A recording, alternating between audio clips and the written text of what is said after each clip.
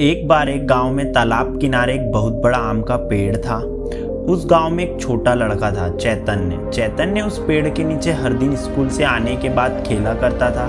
चैतन्य पेड़ के चारों तरफ दौड़ा करता था, खेलता कूदता और थक जाने पर कभी कभी पेड़ की छांव में सो भी जाया करता था। वह उस आम के पेड़ को बहुत चाहता था और वह आम का पेड़ भी उसे बहुत चाहता था। दोनों एक दूसरे के दोस्त थे। धीरे धीरे समय बीतता गया। चैतन्य थोड़ा बड़ा हुआ तो घर पर ही खेलने लगा और आम के पेड़ के पास उसने खेलना बंद कर दिया। एक दिन चैतन्य उस पेड़ के पास दुखी होकर आया। वह बहुत ज्यादा निराश दिख रहा था और रोते रोते पेड़ के नीचे बैठ गया। यह देखकर आम के पेड़ ने उससे कहा, चलो चैतन्य खेलते हैं। चैतन्य ने जवाब दिया, मैं अब बड़ा हो चुका हूँ और खिलौनों के साथ खेलना चाहता हूँ।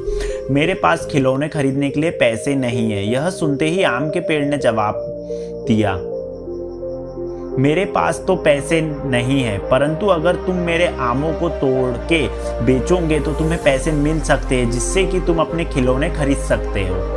यह सुनते ही चैतन्य बहुत खुश हुआ। उसने सभी आमों को उस पेड़ से तोड़ लिया और बाजार में जाकर उन्हें बेच दिया और उनसे अपने खिलौने भी खरीद लिए। पर वह वापस आम के पेड़ के पास नहीं आया। आम का पेड़ उदास हो गया। कुछ सालों के बाद चैतन्य दोबारा लौटा। अब वह बड़ा हो चुका था, उसका विवाह भी हो चुका था। चैतन्य को देखते ही आम का पेड़ बहुत खुश हुआ और उसने कहा, चलो चैतन्य खेलते हैं। चैतन्य ने जवाब में कहा, अब मेरी शादी हो चुकी है और मेरा परिवार है, मेरे पास खेलने का समय नहीं है, पर हमें रहने के लिए घर चाहिए। क्या तुम मेरी मदद कर सकते हो? यह सुनते ही आम के पेड़ ने जवाब में कहा, मेरे पास घर तो नहीं है, परंतु अगर तुम मेरी टहनियों को काटकर घर बनाना चाहते हो तो बना सकते हो। यह सुनकर चैतन्य खुश हुआ और उसने सभी टहनियों को काटकर अपना घर बना लिया। पर घर बनाने के बाद फिर वह वापस नहीं आया। आम का पेड़ दोबारा उदास हो गया। कुछ साल बाद चैतन्य फिर उस आम के पेड़ के पास पहुंचा। आम का पेड़ उसे देखते ही खुश हो गया और उसने कहा, चलो चैतन्य खेलते हैं। चैतन्य ने कहा, मैं अब काम कर कर के बहुत थक चुका हूँ। मैं अपने लिए एक नाव बनाना चाहता हूँ, जिससे कि मैं नदी में घूम सकूँ। क्या तुम मेरी मदद कर सकते हो? यह सुनते ही आम के पेड़ ने जवाब दिया, मेरे पास नाव तो नहीं है, पर अगर तुम चाहते हो तो मेरे तने को काटकर अपने लिए नाव बना सकते हो। यह सुनकर चैतन्य खुश हुआ और उसने पूरे पेड़ के तने को काट दिया और उसने उससे अपने लिए एक नाव बना ली। कई वर्षों के बाद चैतन्य उस पेड़ की जगह पर लौटा। तब वह बूढ़ा हो चुका था। उसको देखते ही बचा हुआ पेड़ खुश हुआ और बोला, मुझे माफ करना चैतन्य, मेरे पास तुम्हें देने के लिए कुछ नहीं है।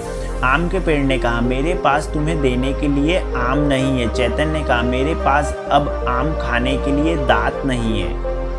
आम के पेड़ ने कहा, मेरे पास टहनियाँ भी नहीं है जिससे कि तुम खेल सको। चैतन्य ने कहा, अब मैं बूढ़ा हो चुका हूँ और मैं ना चल सकता हूँ ना खेल सकता हूँ।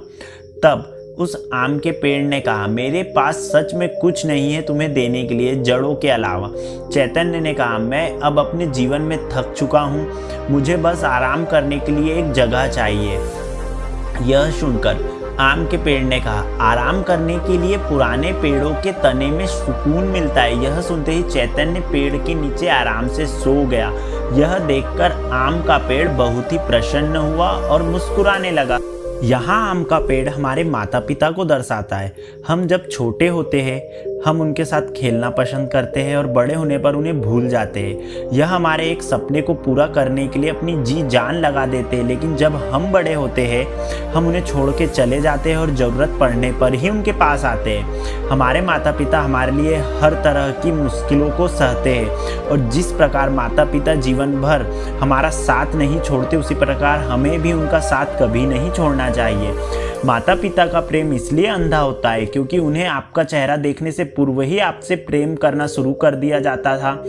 माता पिता की जितनी ज़रूरत हमें हमारे बचपन में होती है, उतनी ही ज़रूरत उनको बुढ़ापे में हमारी होती है। ज़िंदगी में दो लोगों का ख्याल रखना बहुत ही ज़रूरी है। एक पिता जिसने तुम्हारी जीत के लिए सब कुछ हारा हो और एक माँ जिसको तुम्हें हर दुख में पुकारा है।